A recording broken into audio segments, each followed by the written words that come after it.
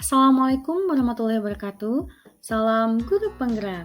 Saya, Nurul Kurnia Prihartini MPD, akan menjelaskan mengenai modul 2.1 tentang pembelajaran berdiferensiasi. Pembelajaran berdiferensiasi menurut Tomlinson tahun 2001 yaitu usaha untuk menyesuaikan proses pembelajaran di kelas untuk memenuhi kebutuhan belajar individu setiap murid. Pembelajaran berdiferensiasi merupakan serangkaian keputusan masuk akal atau common sense yang dibuat oleh guru yang berorientasi kepada kebutuhan murid. Berdasarkan teori tersebut, pembelajaran berdiferensiasi merupakan proses pembelajaran yang berpihak pada murid yang direncanakan sesuai dengan kebutuhan murid untuk mencapai tujuan pembelajaran berdasarkan nilai-nilai profil pelajar Pancasila. Cara menerapkan pembelajaran yang berdiferensiasi, yang pertama adalah menentukan tujuan pembelajaran.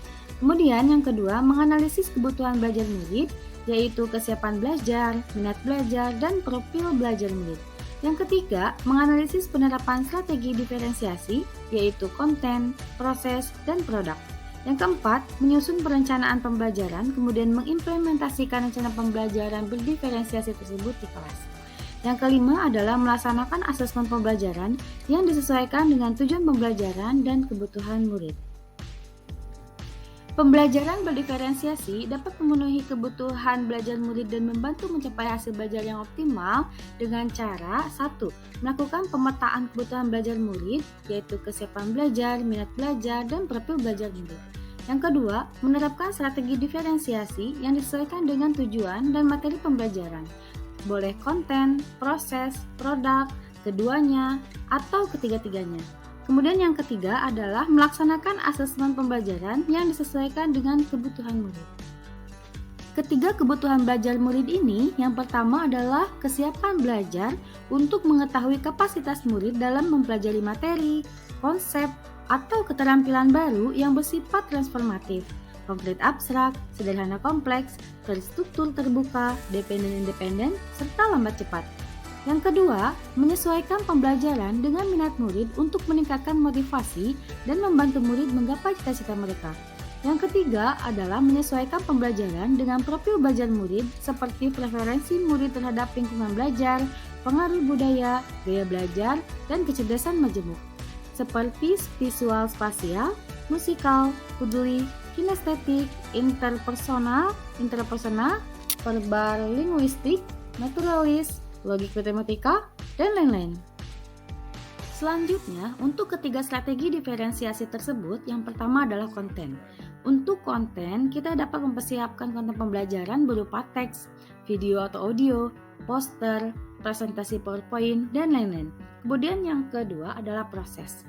Proses di sini kita merencanakan metode, model, atau pendekatan pembelajaran yang berpusat pada murid untuk disesuaikan dengan kebutuhan murid.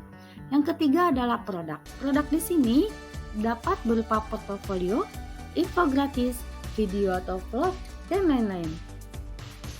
Asesmen pembelajaran berdiferensiasi dapat memenuhi kebutuhan belajar murid dan membantu mencapai hasil belajar yang optimal. Yang pertama adalah mempersiapkan asesmen for learning, yaitu dilaksanakan selama proses pembelajaran.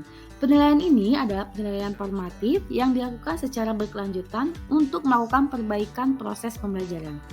Yang kedua adalah assessment of learning, dilakukan setelah proses pembelajaran selesai. Penilaian ini berupa penilaian sumatif yang dilaksanakan pada akhir pembelajaran. Kemudian, yang ketiga adalah assessment as learning, sebagai pembelajaran bagi murid. Penilaian formatif ini dilakukan sebagai proses belajar dan melibatkan keaktifan murid dalam penilaian. Kaitan antar materi setiap modul yaitu filosofi Ki Hajar Dewantara, nilai dan peran guru penggerak, visi guru penggerak, budaya positif, dan pembelajaran berdiferensiasi semuanya berpihak kepada murid untuk mencapai nilai-nilai profil pelajar Pancasila. Dalam hal ini kita harus memperhatikan kodrat alam dan kodrat zaman murid dengan menyesuaikan kebutuhan belajar murid, yaitu kesiapan belajar murid, minat murid, dan profil pelajar murid, sehingga dapat tercapai tujuan pembelajaran atau visi kita sebagai seorang guru. Dalam mencapai visi seorang guru penggerak atau tujuan pembelajaran, Kita harus memperhatikan nilai sebagai seorang guru dan menyesuaikan peran kita sebagai seorang guru sehingga terciptanya budaya positif dan mencapai tujuan atau visi kita sebagai guru. Demikian yang bisa saya sampaikan. Terima kasih. Assalamualaikum warahmatullahi wabarakatuh. Salam guru penggerak.